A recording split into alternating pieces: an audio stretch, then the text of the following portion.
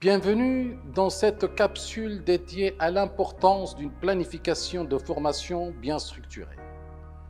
Dans le secteur hôtelier, une formation réussie est un gage de qualité et de satisfaction client. Un plan de formation bien élaboré permet au nouvel employé d'acquérir les compétences essentielles pour son poste et de s'intégrer rapidement dans l'équipe.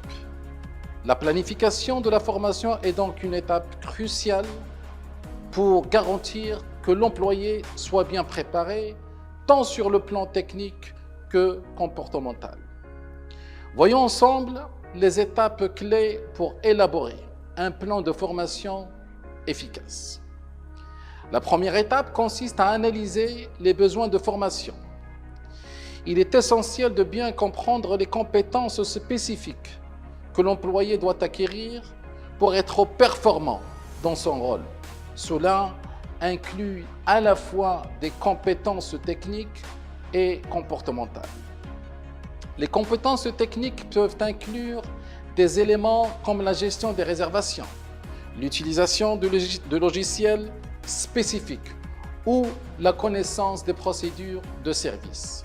Les compétences comportementales, quant à elles, concernent l'attitude face au client, la gestion du stress et le travail en équipe. Pour réaliser cette analyse, il peut être utile de discuter avec le manager ou d'autres tuteurs, de revoir les missions et les attentes du poste, ainsi que de prendre en compte les compétences antérieures de l'employé, notamment s'il a déjà une expérience dans le secteur ou dans un autre domaine. La deuxième étape est d'établir un calendrier de formation.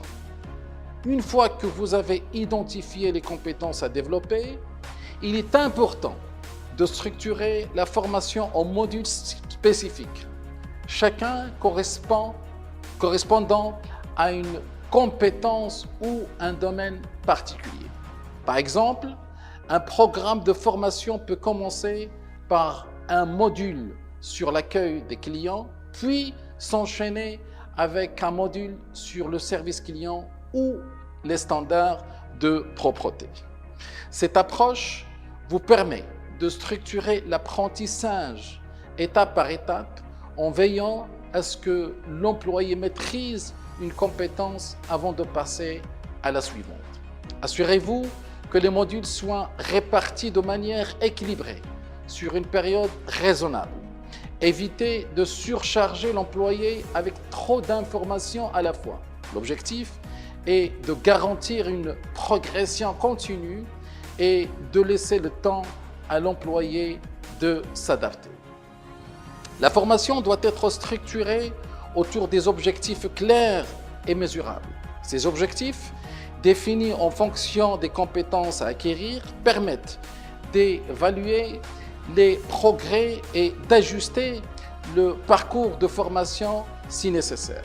Un suivi régulier associé à des évaluations et des feedbacks garantit l'efficacité de la formation.